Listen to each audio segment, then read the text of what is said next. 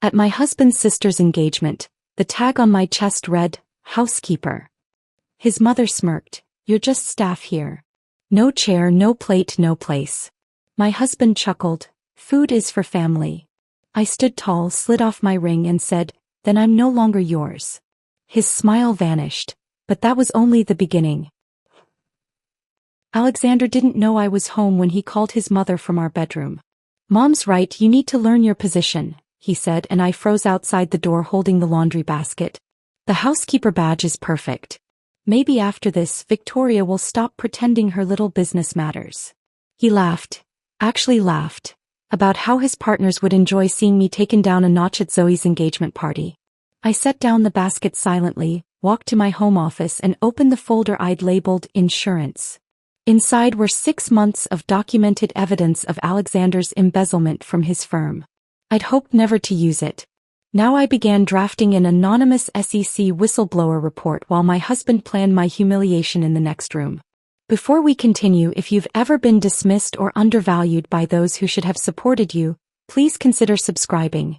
It's free and helps us share these stories of resilience and justice. Now let's see how deep this betrayal goes. The laundry basket contained his Brooks Brothers shirts, each one pressed perfectly the way he demanded, with exactly 1 inch of starch in the collar. I'd been doing his laundry for 5 years, not because we couldn't afford help, but because Alexander insisted it showed proper wifely devotion. The same devotion that had me wake at 5:45 every morning to prepare his Colombian coffee while reviewing quarterly reports for failing businesses I was restructuring. He never knew that while he slept, I was saving Chicago restaurants from bankruptcy, negotiating with creditors, and building financial models that would determine whether families kept their livelihoods. My home office had become a command center over the past 3 years. 2 monitors displayed spreadsheets for Romano's restaurant, which was hemorrhaging $30,000 monthly. Tony Romano had called me crying last week, saying his father would roll over in his grave if he knew the family business was failing. I'd already identified their problems. Food costs at 47% when they should be under 30%, 3 vendors overcharging them because nobody had renegotiated contracts in a decade, and a menu that hadn't adapted to neighborhood demographics that had shifted from Italian families to young professionals wanting quick lunch options.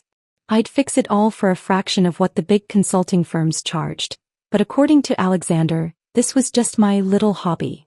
The insurance folder felt heavier than its actual weight. 6 months ago, I'd noticed discrepancies in Alexander's home office files. He'd grown careless, leaving Lakeshore Capital documents on his desk, assuming I was too focused on my little business to understand complex financial instruments. But I understood them better than he did. Line items that didn't match. Portfolio company expenses that were actually personal charges. Investor funds diverted to accounts that traced back to Alexander's control. Classic embezzlement dressed up in private equity jargon. I'd photographed everything, created encrypted backups, and consulted quietly with Margaret Brennan, a former federal prosecutor who now handled corporate litigation. "This is criminal," she'd said simply. "When you're ready, this ends his career." I'd hoped that day would never come. Marriage meant protecting each other even from their own crimes. But apparently marriage to Alexander meant planning my public humiliation while I pressed his shirts. From the bedroom his voice carried clear. "The engagement party will be perfect. Zoe's marrying into serious money with Daniel, and it's time Victoria understood the difference between real success and playing businesswoman." Serafina's laugh tinkled through the phone speaker. They discussed details.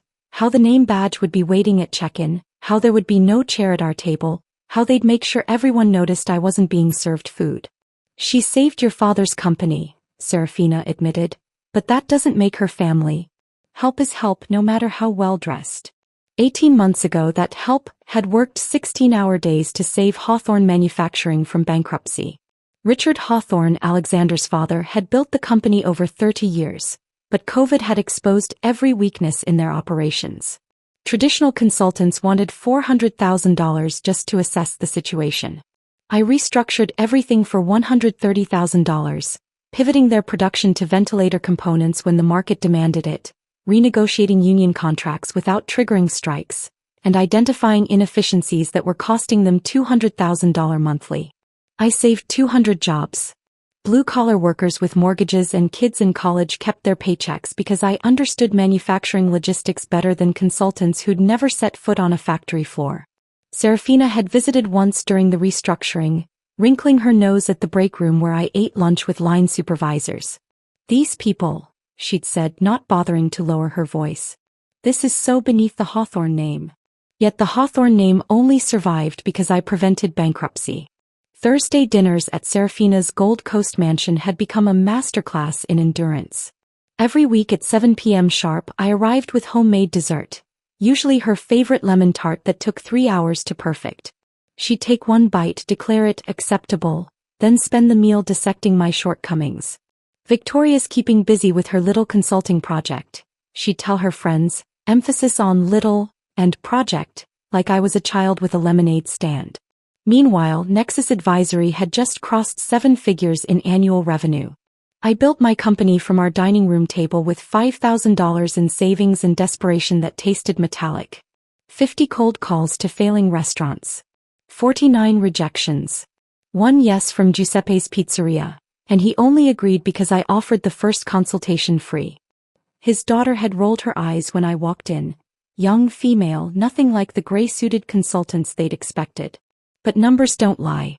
I reduced their costs by 35% without sacrificing quality, modernized their ordering system, and taught them social media marketing that brought in customers under 40 for the first time in years. Giuseppe told everyone. His cousin who owned a steakhouse. The Lebanese bakery across the street. The gastropub that was 3 weeks from closing. Within 6 months I had 8 clients. Within a year I hired James Fitzgerald from Deloitte because I couldn't handle the volume alone. Now I had 17 active restructuring projects and a waiting list of businesses willing to pay premium rates for resurrection. But to Alexander, success meant Lakeshore Capital, meant partner meetings in glass towers, meant other people's money-generating returns through financial engineering that created nothing real. My success, saving actual businesses, preserving actual jobs, was just my little project that kept me occupied while he did real business. I saved the draft of the SEC complaint and opened a new document. This one would be different. A timeline of every financial crime, every falsified document, every investor defrauded. Margaret Brennan would file it Monday morning if needed. The engagement party was Saturday. By then, Alexander would learn that some positions couldn't be taught through humiliation. Some positions were earned through competence, integrity, and the ability to destroy someone using their own crimes against them. His call ended with promises to his mother about how entertaining Saturday would be. I closed my laptop and returned to the laundry, folding his shirts with the same precision I applied to forensic accounting. Each crease perfect. Each collar exactly as he demanded. The devoted wife maintaining her perfect position while planning the complete destruction of the man who thought he could diminish her in front of Chicago's financial elite. The housekeeper badge would be his masterpiece of cruelty. But the SEC filing would be mine. 2 weeks later, on a gray Tuesday afternoon that threatened rain, Zoe showed up at our townhouse without calling first. She stood on our doorstep with mascara streaking down her cheeks, her usually perfect blonde hair pulled into a messy bun, wearing sweatpants and a Northwestern hoodie that made her look like the college student she'd been before Daniel Morrison swept her into his world of tech startups and venture capital promises. "I think I'm making a terrible mistake," she said, and I pulled her inside before any neighbors could see a hawthorn crying in public. God forbid word got back to Serafina that her youngest daughter had shown weakness where people might witness it. We sat in my kitchen while I made tea, proper tea with loose leaves in a pot, not the bags Alexander insisted were fine. Zoe's engagement ring caught the light. 3 carats surrounded by smaller diamonds, the kind of ring that announced wealth before the wearer even spoke. She twisted it around her finger like it was burning her. "Daniel wants to get married next month," she said, her voice small. "He says there's no point waiting, that we should just do it before his company goes public. He gets angry when I suggest waiting until spring." I kept my face neutral while my mind raced. Daniel Morrison ran a fintech startup called Pure Metrics that claimed to revolutionize payment processing for small businesses. Alexander had mentioned it twice at dinner, impressed by their growth numbers. But something in Zoe's voice made my consultant instincts flare. "Tell me about the anger," I said carefully, pouring her tea. "It's not real anger. It's pressure." Like when he showed me the prenup his lawyers drafted. Apparently, I need to sign away rights to his company, any future companies, and agree to confidentiality about his business dealings. When I asked to have my own lawyer review it, he said I was being dramatic. That night after Zoe left, I did what I do best, research. Daniel's company showed impressive metrics on paper. 2 million users. 40% quarter-over-quarter growth. Partnerships with 3 major banks. But I knew how to read between the numbers. My contacts at the banks had never heard of pure metrics. The user growth followed patterns I'd seen in fraudulent companies. Too linear, too consistent, lacking the organic fluctuations of real adoption. By morning I had the truth. Daniel was inflating metrics to secure his Series B funding. The 2 million users were mostly bots. The banking partnerships were letters of intent, not actual contracts. His company was 3 months from imploding, and he needed to marry Zoe quickly to lock down her trust fund as emergency runway. I documented everything in a secure folder, but telling Zoe would require timing. She needed to discover this naturally, not have her defensive about her choices. 3 days after Zoe's visit, Serafina called my cell directly. She never called Alexander about money, only me. "Victoria, darling," she began, which meant she wanted something expensive. "There's been a small hiccup with the estate taxes from Richard's passing." Richard had been dead for 2 years. Estate taxes were long settled. "It's rather urgent," she continued. $50,000 due by month's end. My divorce settlement is tied up in some tedious legal matter. You understand how these things go. I understood perfectly. The woman who'd just posted Instagram photos from her street Bart's vacation, who'd bought a new Range Rover last month, who wore different Cartier watches to each Thursday dinner, needed $50,000 for imaginary taxes. "Of course," I said smoothly. "Send me the tax documentation and I'll handle the payment directly to the IRS." Silence. Then, "Oh, it's easier if you just transfer it to my account. I'll handle the paperwork." I agreed, transferred the money, and immediately hired a forensic accountant through my company. What he found was remarkable. During her divorce from Richard's brother William, Serafina had hidden $2.3 million in Cayman Islands accounts. She'd claimed poverty in court, walking away with massive alimony payments while sitting on a fortune that should have been split. The $50,000 I'd just sent was probably funding her next shopping spree while she played the victim of bureaucratic delays. Meanwhile, Alexander had become a ghost in our marriage. 3 months ago he'd missed our anniversary dinner, claiming an emergency with a portfolio company. I'd sat alone at Gibson's Steakhouse, watching the candle burn down while the waiter tried not to look pitying. On my birthday last month he'd forgotten entirely until his assistant reminded him at 4 p.m., then he'd sent grocery store flowers with a generic card. But the Friday meetings were what really told the story. Every Friday for 3 months, Alexander had emergency partner meetings at the Palmer House Hotel. He'd leave his phone in the car, claiming the partners demanded complete focus. He'd return smelling of perfume that wasn't mine, Chanel No. 5, expensive and cliché.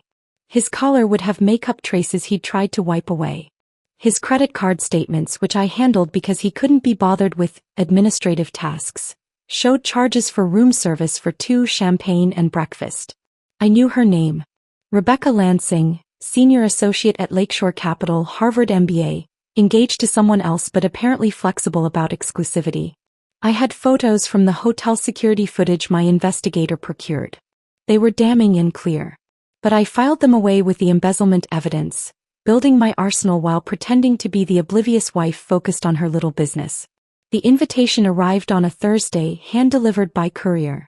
Gold embossing on cream cardstock so thick it could stand on its own. "The honor of your presence is requested at the engagement celebration of Zoe Elise Hawthorne and Daniel Morrison. Addressed to Mr. Alexander Hawthorne. Only him. Where's mine?" I asked at dinner, holding the invitation. Alexander barely glanced up from his phone where he was probably texting Rebecca about their next Friday meeting. "Mom probably forgot to include your name. You know how she is with details." Serafina Hawthorne had never forgotten a detail in her life. She remembered the thread count of her sheets, the vintage of wines served at dinners 3 years ago, and exactly how much everyone's jewelry cost at every event. This wasn't forgetfulness. This was deliberate. "Should I RSVP for both of us?" I asked, testing him. Obviously you're coming, he said, finally looking at me with irritation that I'd interrupted whatever flirtation he was conducting via text. Just wear something understated. You know, so you don't outshine the bride. Something understated. Like I was the kind of woman who would show up to his sister's engagement party in sequins and steal attention. Like my very presence needed to be diminished, made smaller, less noticeable. Like I should practice being invisible before they made it official with a name badge. That night, I stood in our closet looking at my clothes. The DVF dresses he'd once said made me look like I belonged. The St. John suits I wore to client meetings. The careful, calculated wardrobe of a woman trying to fit into a world that had already decided she didn't belong. I pulled out a black dress, simple and elegant, the kind of thing you could wear to a business dinner or a funeral. It would be perfect for what was coming. Saturday arrived wrapped in late September chill, the kind that made you reach for a coat but then realize you'd look overdressed. I stood in front of our bedroom mirror at 6:30, the black dress hanging perfectly, my makeup applied with the precision of someone preparing for battle rather than celebration. The exhaustion I saw reflected back went deeper than sleepless nights reviewing spreadsheets. This was the bone-deep weariness of maintaining a marriage that had become performance art. Alexander had left 2 hours earlier for client drinks before the party. The same client drinks that required cologne reapplication and a fresh shirt, even though he'd supposedly been at the office all day. He'd kissed my cheek absently, told me not to wait for him, that he'd meet me at Crystal Gardens. The casual cruelty of making me arrive alone to his sister's engagement party didn't even register on his face. I drove myself in the Mercedes winding through Lincoln Park toward the venue. The car still smelled faintly of the leather conditioning Alexander insisted on monthly, another one of those details that mattered more than whether his wife had someone to walk in with. At every red light, I checked my phone, confirming James Fitzgerald had received the encrypted files, that Margaret Brennan was on standby, that my documenting of this evening would be admissible if needed. Crystal Gardens' valet lot was already full of cars that cost more than most people's houses. I pulled in between a white Bentley and a black Maserati, both probably belonging to Alexander's partners who viewed marriages as merger opportunities and wives as either assets or liabilities on their social balance sheets. The valet was young, maybe 22, probably working his way through college. He took my keys with the kind of deference reserved for people who could afford to be here. Inside, the lobby gleamed with that particular combination of marble and ambition that characterized Chicago's elite venues. Clusters of Alexander's colleagues stood near the bar, and I heard my name drift from their conversation. "That's the one who thinks she's a business consultant," someone said, not quite quietly enough. "Alexander lets her play CO with that little company of hers." They laughed, the sound sharp as champagne flutes clinking. I walked past them toward the check-in table, my heels clicking against marble with metronomic precision. Each step was deliberate, controlled, the walk of someone who belonged even when every whisper suggested otherwise. The table was draped in ivory linen, attended by a young woman wearing pearls that probably cost more than her monthly salary. "Victoria Hawthorne," I said clearly. She smiled, began flipping through her list. The smile faltered. She flipped again, running her manicured finger down the names. A third time, slower now, and I watched pink creep up her neck. "I'm sorry, could you repeat the name?" "Victoria Hawthorne. Hawthorne." She looked up at me with genuine distress, then down at something beneath the table. Her hand trembled slightly as she reached for a badge tucked separately from the others. She slid it across the marble counter just as Serafina materialized beside me in champagne-colored Chanel, timed with the precision of someone who'd been watching for this exact moment. The badge read Victoria Housekeeper in elegant script. "Oh, Victoria," Serafina announced, her voice pitched to carry across the lobby. "You're just staff here." The words landed like a judge's verdict. Conversations stopped mid-sentence. Investment bankers turned from their whiskey. Hedge fund managers paused their networking. 300 of Chicago's financial elite suddenly had their evening's entertainment, watching Serafina Hawthorne publicly designate her daughter-in-law as hired help. Behind me, someone whispered, "The one who saved Hawthorne Manufacturing?" Another voice responded, "Apparently she's the housekeeper now." Someone actually took a photo with their phone. I picked up the badge, studying it like evidence in a deposition. The cardstock was expensive, the printing professional. This wasn't a last-minute error. This had been ordered weeks ago, approved, paid for, and deliberately separated from the guest badges. "Shall I escort you to the service entrance?" Serafina asked sweetly. "The staff usually enters through the back." I clipped the badge to my dress with steady hands and walked into the ballroom. Table 3 was positioned perfectly for maximum visibility, close enough to the head table for importance, far enough from the exit to prevent discreet departure. 7 chairs surrounded 8 place settings, the gap where my seat should have been screaming louder than any announcement. The empty space had been carefully maintained, no one had accidentally shifted the chairs to fill it. This was architectural humiliation. I stood beside the void where my place should have been, watching Serafina's friends notice the missing chair, see my badge and understand tonight's entertainment. The mayor's wife actually gasped. A federal judge's husband took out his phone to text someone, probably sharing the delicious gossip of Victoria Hawthorne's public demotion. Alexander arrived 40 minutes later and yes, I was still standing. He swept in with the confidence of someone who'd had exactly 3 whiskeys, enough for courage but not enough to slur. His collar had lipstick traces he hadn't bothered to check. Rebecca's shade, that coral pink she wore to every company event. The smell of her Chanel No. 5 clouded around him like evidence. He saw me standing. Saw the missing chair. Saw his mother's satisfied smile. Saw his partners from Lakeshore Capital watching from 2 tables over. And he laughed. Not a nervous laugh. Not an uncomfortable laugh. A genuine, amused laugh like someone had told a particularly clever joke. "Relax, Victoria," he said, reaching for the wine already poured at his place setting. "Food is for family. Food is for family. 5 years of marriage, 3 years of building a company that saved businesses, 18 months ago rescuing his father's entire manufacturing legacy, and I wasn't family enough for a chair. For a plate. For basic dignity in front of people whose respect he desperately craved. I felt that crystalline moment of clarity that comes when a marriage dies. Not the slow death of falling out of love, but the instant death of realizing you were never loved at all. I was an accessory that had become inconvenient, a supporting actress who'd forgotten she wasn't supposed to have her own storylines. I reached for my wedding ring, the 2-carat diamond Alexander had chosen to impress his partners rather than please me. The metal was warm from my skin, familiar after 5 years of never taking it off. I pulled it off with deliberate slowness, letting the overhead lights catch every facet of the diamond. The movement drew attention. Conversations at nearby tables stopped. Someone actually set down their fork mid-bite. I placed the ring on the white tablecloth with a precision that made the soft click echo. The sound carried further than it should have, silencing tables in expanding ripples like dropped stones in still water. "Then I'm no longer yours," I said, my voice clear and carrying. Alexander's laugh died.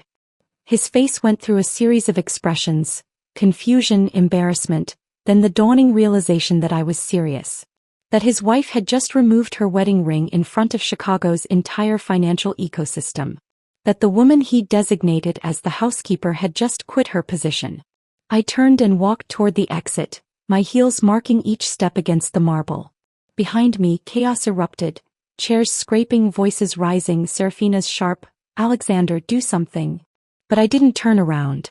300 members of Chicago's elite would remember this night, would tell the story at other parties, would wonder what kind of man laughed while his wife stood without a chair. They thought they'd witnessed the culmination. They were wrong. This was just the opening act. The parking garage at Crystal Gardens was eerily quiet after the chaos I'd left behind. My hands were steady on the Mercedes steering wheel, steadier than they'd been in months of pretending everything was fine.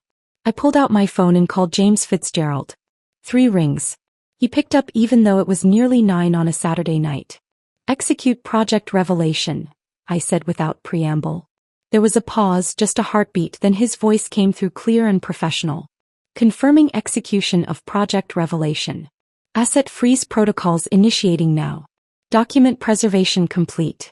SEC filing prepared for submission." 6 months ago, I'd sat in James's office with a banker's box of evidence. Copies of Alexander's doctored reports, diverted funds, investor money traced to personal accounts. James had reviewed everything with the thoroughness of someone who'd spent 10 years at Deloitte before joining my firm. "This is prison-level fraud," he'd said quietly.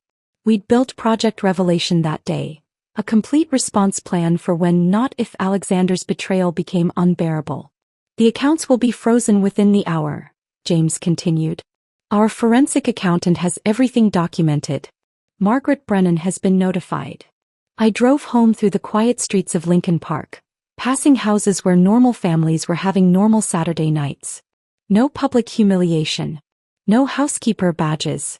No missing chairs at family tables. The townhouse was dark when I arrived. Of course Alexander hadn't come home. He was probably still at Crystal Gardens, trying to explain to his partners why his wife had just staged a public separation at a society event. I poured myself exactly 1 glass of wine and opened my laptop in the home office. The SEC's whistleblower portal loaded slowly, like it was giving me time to reconsider. I didn't need time. Each file I uploaded was tagged meticulously: Lakeshore Capital Fund 3 misallocation, personal expense documentation, falsified portfolio company reports. 27 files in total, each one a nail in the professional coffin Alexander had built himself. My phone buzzed. Alexander. I let it ring through to voicemail. Then again. And again. By the 5th call I was curious enough to check the caller ID. Different numbers, his office line, his cell, the partner's conference room. By midnight I had 17 missed calls. I finally listened to the voicemail he'd left after attempt number 12. Victoria, this is ridiculous. Whatever point you're trying to make, you've made it. Call me back. His voice was controlled, lawyerly, the tone he used with difficult clients. The 13th call's message was different. We need to discuss this rationally. You're emotional. Let's talk through whatever's bothering you. By the 16th message, desperation had crept in. The partners are asking questions. Do you understand what you're doing? You're destroying everything we've built. Everything we've built. As if he'd contributed anything to my company beyond condescension. As if his embezzlement and affairs were building rather than destroying. At 5:30 Sunday morning my doorbell rang.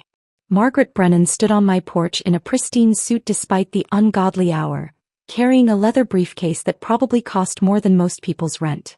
She'd driven straight from her Lake Forest home after James's call. Let's review your options, she said, spreading manila folders across my dining room table like she was dealing cards in the world's highest stakes poker game. The first folder contained Alexander's greatest hits of infidelity. Photos from the Palmer House Hotel, time-stamped credit card receipts, sworn affidavits from hotel staff who'd been paid to look the other way. Rebecca Lansing featured prominently, but she wasn't alone. There was Jennifer from the Hong Kong trip. Maria from the Miami conference. Each documented with the precision of someone building a case. The prenuptial agreement's infidelity clause is ironclad, Margaret explained, tapping a specific paragraph with her manicured nail. Full forfeiture of marital asset claims, plus damages for reputational harm. He gets nothing from your company, nothing from your accounts, and he owes you compensation. The second folder was even more damaging.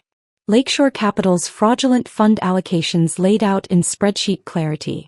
Investor money diverted to personal accounts, then cleverly disguised as portfolio company expenses. Classic embezzlement wearing a private equity costume. This is federal crime territory, Margaret said quietly. Once the SEC receives this, there's no stopping the investigation. His partners will distance themselves immediately.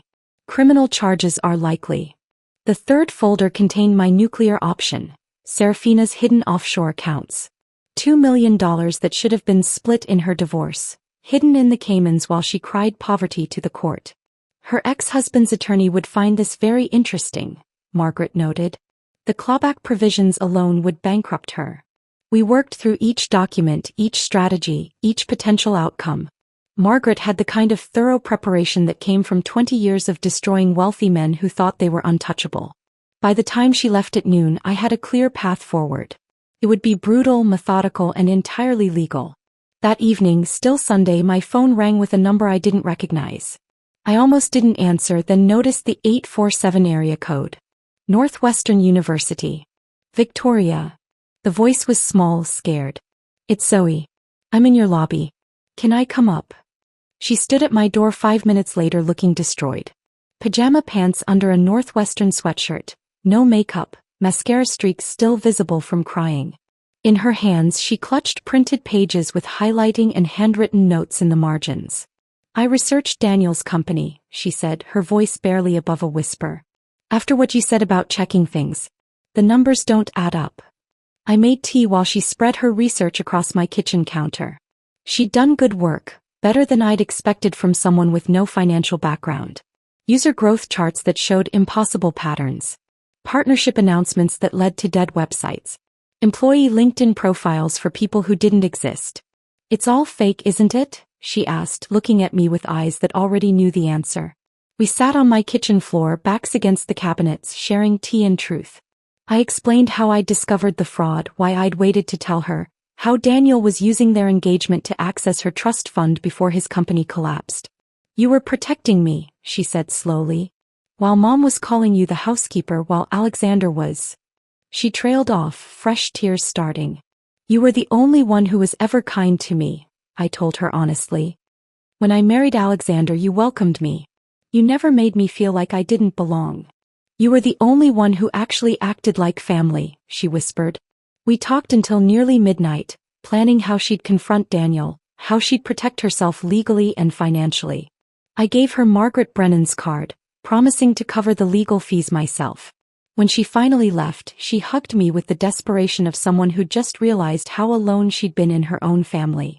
I stood in my empty townhouse afterward, surrounded by the evidence of systematic betrayal and calculated cruelty. Tomorrow the documents would be filed. The accounts would be frozen. The investigations would begin.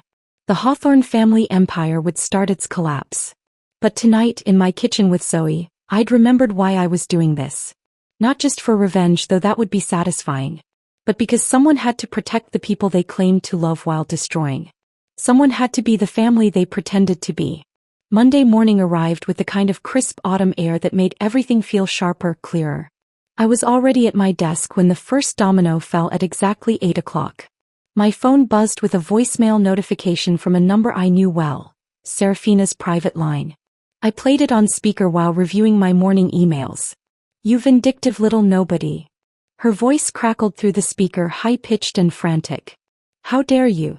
Do you have any idea what you've done? William's attorney just served me papers.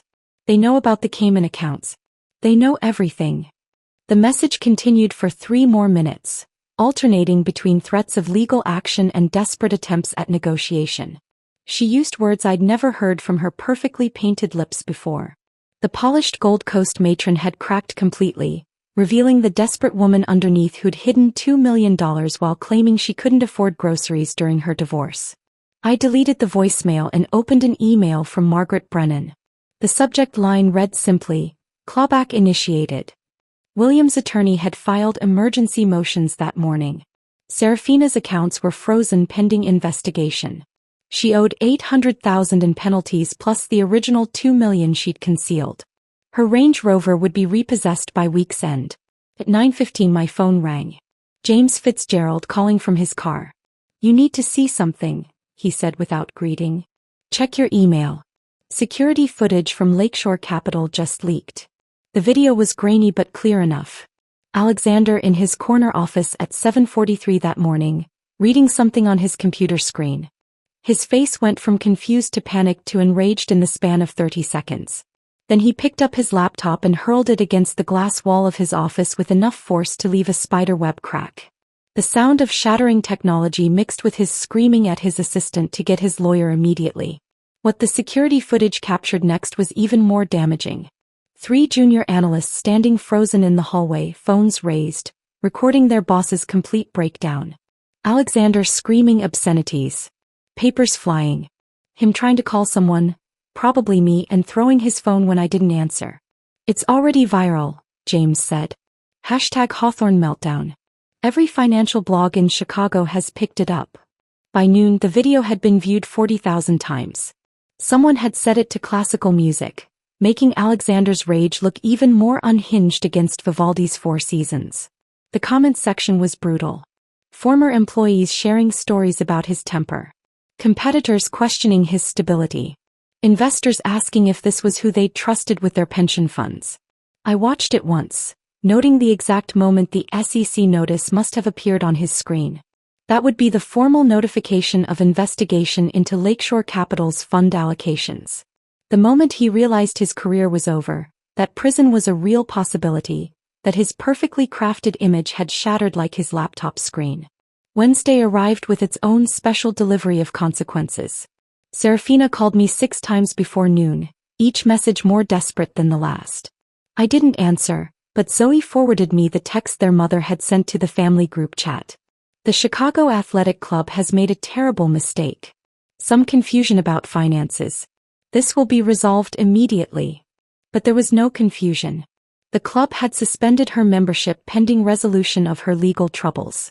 The same establishment where she'd held court for 20 years, where she'd served on committees and organized galas, had politely but firmly exiled her. Her Wednesday tennis partner, Dorothy Whitfield, had reportedly walked past her in the lobby without acknowledgement. The same woman who'd been Serafina's maid of honor at her wedding to William now pretended they'd never met.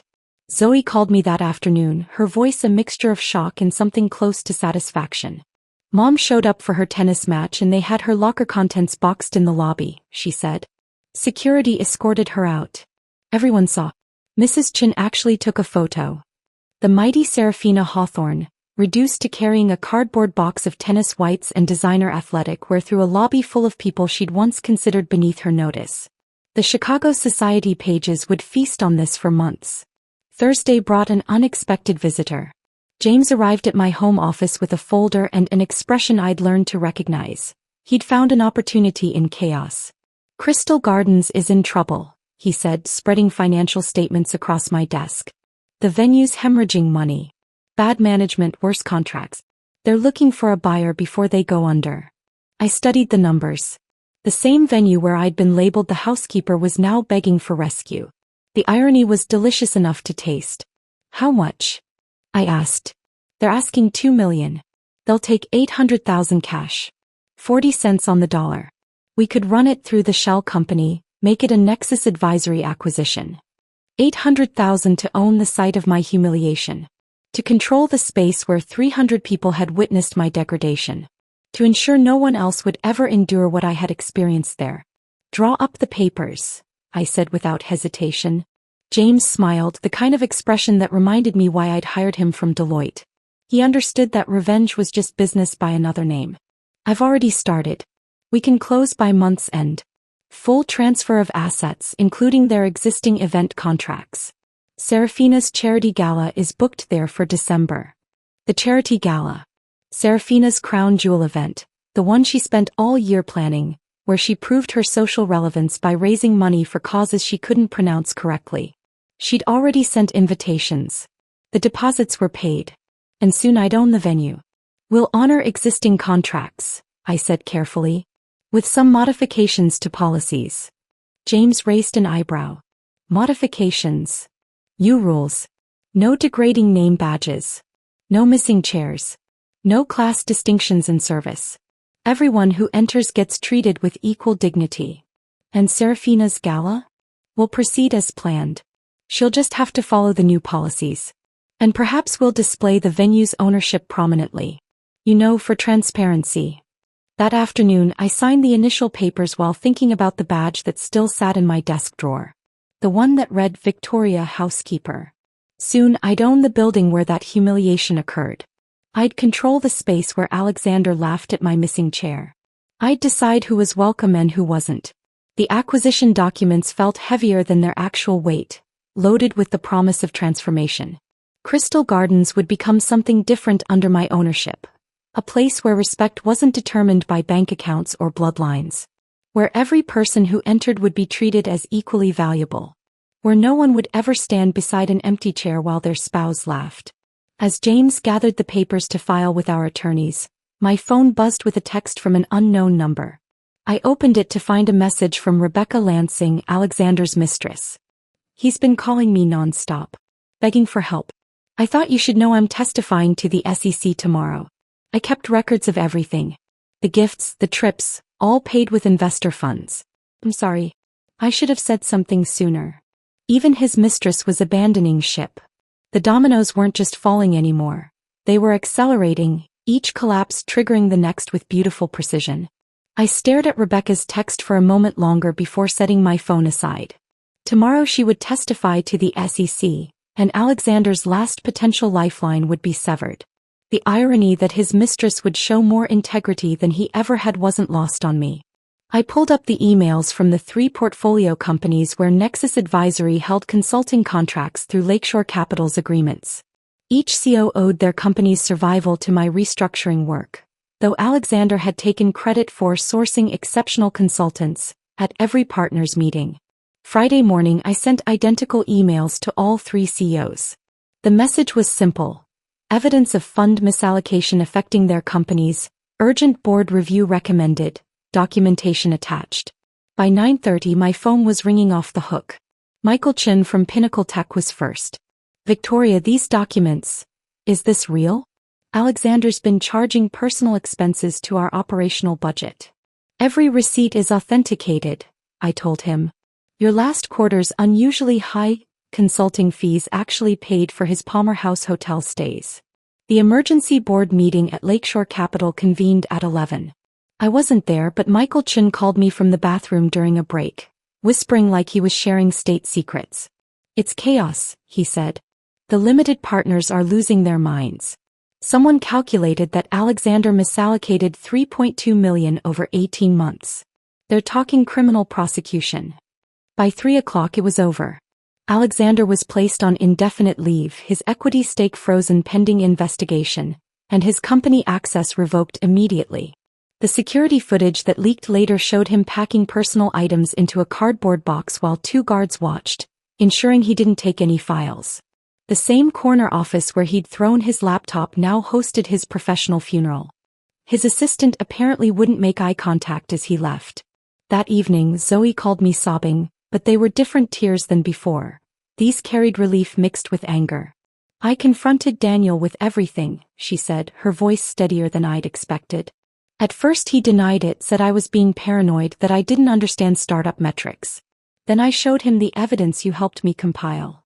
She described how Daniel had crumbled completely, falling to his knees in their Lincoln Park apartment, admitting he'd inflated Pure Metrics user numbers by 90%. The 2 million users were mostly bots he'd purchased from a Romanian developer. The banking partnerships existed only in draft proposals. Everything was designed to secure funding before the truth emerged. He kept saying he could make it right, Zoe continued, disgust creeping into her voice. As if fraud could be fixed with good intentions. He actually suggested we get married quickly so I couldn't testify against him. She'd ended the engagement via group text to avoid individual confrontations with people who'd only befriended her for her trust fund. The message was brief: wedding's off. Please don't contact me. Her phone had exploded with messages ranging from fake concern to angry demands for explanation. She'd blocked them all. You saved me from becoming a federal defendant's wife, she said quietly. From visiting him in prison, from having my assets seized, from losing everything to his crimes. At 2 in the morning my doorbell camera detected motion. The alert on my phone showed Alexander standing on my porch, swaying slightly. His Brooks Brothers suit, usually pristine, was wrinkled and stained. His tie hung loose around his neck. He looked like what he was, a man whose entire world had collapsed in less than a week. Victoria, he shouted loud enough to wake neighbors. Open the door. We need to talk. I watched through the camera feed as he alternated between pounding on the door and leaning against it for support. The recording would be perfect evidence for the restraining order Margaret Brennan would file at courthouse opening. I know you're watching, he slurred, looking directly at the camera. You think you've won? I'll destroy your little company. I'll tell everyone what you really are. What I really was. A woman who'd saved his family's business, supported his career, and built her own success despite his constant diminishment? The threat might have scared me once. Now it was just pathetic noise from a man who'd lost all his power.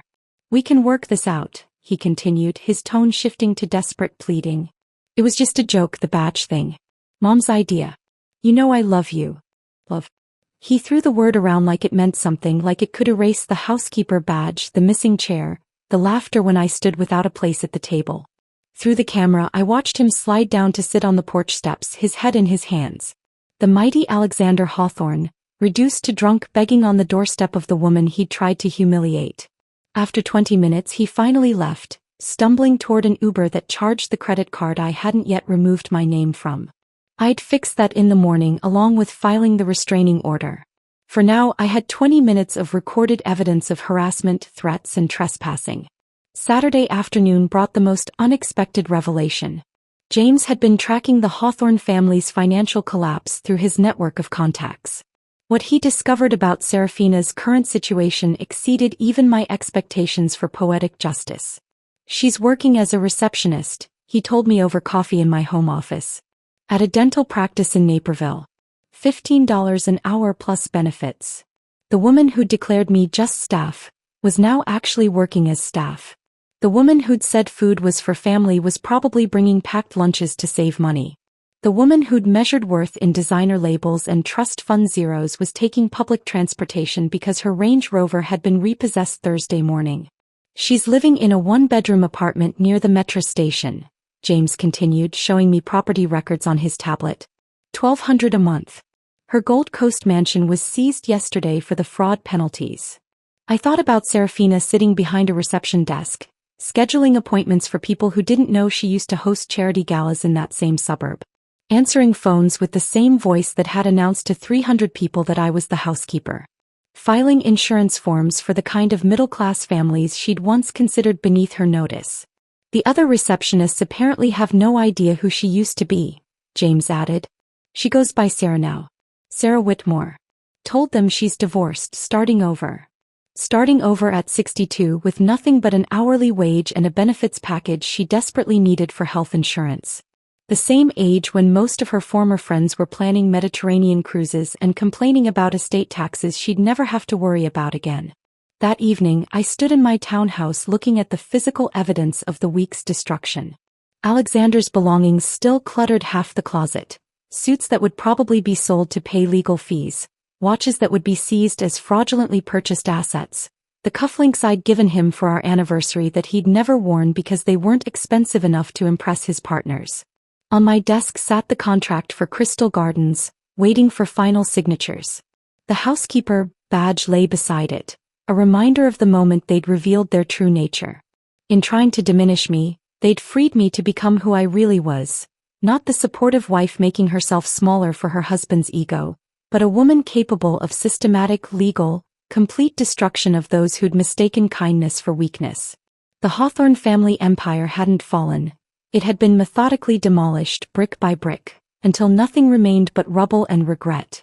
I signed the final papers for Crystal Gardens on a Monday morning that felt like the first day of a new life. The venue was mine now, every marble column and crystal chandelier, every inch of the space where they'd tried to erase me. James had arranged for the press conference to be held that Wednesday at 2 o'clock, precisely when Serafina's charity gala planning committee would have been meeting for their final preparations. The main ballroom looked different in daylight, less imposing somehow. I stood at the podium they'd set up, looking out at the assembled reporters, local business owners, and representatives from various Chicago community organizations. The same room where I'd been denied a chair now held 50 people who'd come to hear my vision for the venue's future. Crystal Gardens will operate under new principles, I announced, my voice steady and clear through the microphone. Effective immediately, we're eliminating all hierarchical seating arrangements and demeaning identification practices. Every guest, regardless of their bank account or bloodline, will be treated with equal dignity and respect. I held up a sample of our new name badges. Simple, elegant, just names without titles or designations. No one would ever be labeled as housekeeper or staff or anything designed to diminish them. Additionally, I continued, we're launching the Community Celebration Initiative. Once monthly, Crystal Gardens will be available free of charge to immigrant families celebrating milestones, weddings, graduations, citizenship ceremonies. Because everyone deserves a beautiful space for their important moments, not just those born into privilege. A reporter from the Tribune raised her hand. Mrs. Hawthorne, what about existing bookings? We understand there was a major charity gala scheduled for December. All existing contracts will be honored with our new policies in place, I said carefully. However, any events that cannot comply with our standards of equal treatment will need to find alternative venues. We've already issued full refunds where necessary. Serafina's gala, the crown jewel of her social calendar, was officially dead. Her deposit had been returned that morning, along with a polite note explaining that Crystal Gardens could no longer accommodate events that practiced social stratification. The woman who'd orchestrated my humiliation would have to find somewhere else to pretend she still mattered to Chicago society. As the press conference ended, my phone buzzed with a call from Margaret Brennan. The federal investigation had released its findings that morning. Alexander's crimes were worse than even I had documented. $3.2 million embezzled over 18 months, systematically stolen from investors who'd trusted him with their retirement funds and college endowments. "They're seizing everything," Margaret explained. "The townhouse goes to auction next month. Both Porsches, the boat he kept at Belmont Harbor, even his watch collection. The Patek Philippe he wore to show off at partner meetings? It was purchased with stolen funds.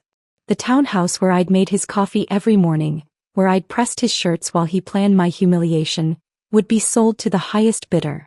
His precious vintage Porsche 911, the one he spent weekends polishing while I saved failing businesses, would end up in someone else's garage. Every symbol of his success was being stripped away, revealing the fraud beneath the facade. His legal defense is costing $400,000 and climbing," Margaret continued. "The family trust his grandfather established is nearly depleted. There won't be anything left for appeals." That afternoon, an unexpected email arrived from Helena Morrison, senior partner at Lakeshore Capital. She wanted to meet privately away from the office at a quiet coffee shop in Wicker Park. I almost declined, then curiosity won. Helena looked older than she had at the engagement party, stress lines evident despite her careful makeup. She stood when I arrived, a gesture of respect she wouldn't have offered 2 weeks ago. "I owe you an apology," she said without preamble. "I suspected Alexander was misallocating funds 6 months ago. Small discrepancies, nothing I could prove. I should have investigated harder." She slid a folder across the table. Inside were contact information for 12 CEOs in her network, all running companies that needed restructuring expertise. "These executives value integrity over connections," she said. "They need someone who can save their businesses without destroying their employees' lives. I've already made the introductions. They're expecting your calls." 3 of those calls resulted in immediate contracts worth over 7 figures each. Within a week, Nexus Advisory had more work than we could handle, requiring me to hire 6 new consultants to manage the overflow. We were no longer my little business, but Chicago's premier restructuring firm, sought after by companies that wanted honest solutions rather than financial engineering tricks. The following Friday, I attended the Chicago Women in Business Conference at the Hilton downtown. I wasn't scheduled to speak, just planning to network and possibly recruit new talent for our expanding team. Then the moderator announced a surprise speaker for the session on professional integrity. Zoe walked onto the stage wearing a simple black suit, her hair pulled back, looking nothing like the girl who'd cried in my kitchen about her rushed engagement. She commanded the podium with newfound confidence. 2 months ago, I was planning a wedding to a man who was committing federal fraud, she began, her voice carrying across the packed auditorium. I would have married him, tied my future to his crimes, if not for one person who cared enough to tell me the truth. She looked directly at me in the 3rd row. Victoria Hawthorne saved me from becoming collateral damage in someone else's deception. While my own family orchestrated public humiliation against her, she quietly protected me from a catastrophic mistake. The audience of 500 professional women listened in rapt attention as Zoe described discovering Daniel's fraud, calling off the engagement, and using the money from selling her engagement ring to fund her MBA at University of Chicago's Booth School of Business. "Real family," she said, her voice growing stronger, "protects you from harm. Real family tells you difficult truths. Real family stands up for you when the world tries to diminish you. Victoria taught me that family isn't about blood or marriage certificates. It's about choosing to protect people even when they're connected to those who've hurt you." The applause was thunderous. Women throughout the auditorium stood, recognizing something universal in the story of being underestimated, dismissed, and ultimately triumphant. I hadn't sought this recognition, hadn't wanted public vindication, but sitting there watching Zoe claim her own power, I felt something release in my chest that I hadn't realized I'd been holding. After the conference, Zoe found me in the lobby. She hugged me with fierce gratitude, then pulled back to show me her laptop screen. "Look," she said, pointing to an email. I got accepted to the Booth Scholars Program. Full scholarship based on my essay about recognizing and escaping financial fraud. They want me to help develop a new curriculum on ethical business practices. The girl who'd been marrying for status was now building a career on substance. The woman who'd been passive in her family's cruelty had found her voice. The sister who'd stood by while I was humiliated had become the only family worth claiming. That evening I stood in Crystal Garden's main ballroom, now empty except for the maintenance staff preparing for tomorrow's event. A citizenship ceremony for 30 immigrant families who would celebrate in the space where I'd been told I wasn't family enough for a chair. The bitter irony had transformed into something sweeter, something that tasted like justice served at exactly the right temperature. The maintenance staff had finished their preparations, leaving Crystal Gardens pristine for tomorrow's citizenship ceremony. I walked through the quiet ballroom, my footsteps echoing against marble that held different memories now. Exactly 1 year had passed since the engagement party, since the night they'd tried to erase me with a missing chair and a degrading badge. Tonight I would host my own gathering in this same space, but this time, every chair would be filled with people who understood that worth wasn't measured in trust funds or family names. James arrived first, carrying a bottle of wine from Giuseppe's private collection. The pizzeria owner I'd saved 3 years ago insisted on sending his best vintage when he heard about tonight's dinner. Margaret Brennan came next, having driven straight from court where she'd been defending another whistleblower against corporate retaliation. Tony Romano brought homemade tiramisu from his restaurant, the one that would have closed without my intervention. Lisa Chong, who owned the Chinese restaurant on North Avenue that I'd restructured last year, arrived with her daughter who'd just graduated from Northwestern thanks to the business staying afloat. And then Zoe walked in, transformed from the girl who'd cried in my kitchen to a confident woman carrying herself like she belonged anywhere she chose to be. She wore a simple navy dress, no designer labels necessary to announce her worth. 1 year, she said, looking around the ballroom. Hard to believe this is where it all started falling apart. Or maybe where it all started coming together. We sat at a round table I'd deliberately chosen. No head, no hierarchy, just equals sharing a meal. The conversation flowed naturally, stories of businesses saved and families preserved, of second chances and new beginnings. Tony's son had taken over the restaurant and was innovating the menu while keeping his grandmother's recipes. Lisa's expansion to a second location was ahead of projections. The laughter was genuine, born from shared struggles and mutual respect rather than nervous networking. To resilience, James raised his glass. And to Victoria, who showed us that being dismissed as just staff can be the beginning of becoming indispensable. After dinner, I drove to my new office in the West Loop, a space I'd chosen specifically because it wasn't in the financial district where Alexander's former colleagues congregated. The building was modern but approachable, glass and steel softened by exposed brick and warm lighting. My office occupied the corner of the 3rd floor, with windows facing west toward neighborhoods full of small businesses that needed saving. On the wall between my MBA diploma from Kellogg and the framed first check from Giuseppe's, my first paying client, hung the Housekeeper badge. I'd had it professionally mounted with museum-quality glass, the cream cardstock preserved perfectly, the elegant script still clear, Victoria Housekeeper. Every struggling business owner who sat across from my desk could see it. When they asked, which they always did, I told them the story. How the badge meant to diminish me had become my motivation. How being labeled staff had freed me to stop seeking approval from people who would never give it. How the greatest strength sometimes came from those others dismissed as unworthy. It reminds me, I would tell them, that your current circumstances don't define your future capabilities. That badge was supposed to be my designation. Instead, it became my declaration. The following morning, Margaret Brennan called with Alexander's latest communication. He'd sent a letter through his court-appointed attorney, since he could no longer afford private counsel. Margaret read it to me over the phone, her voice carrying subtle amusement at its contents. Dear Victoria, it began. I'm writing from Milwaukee where I've taken a position as a junior analyst with Midwest Financial Services.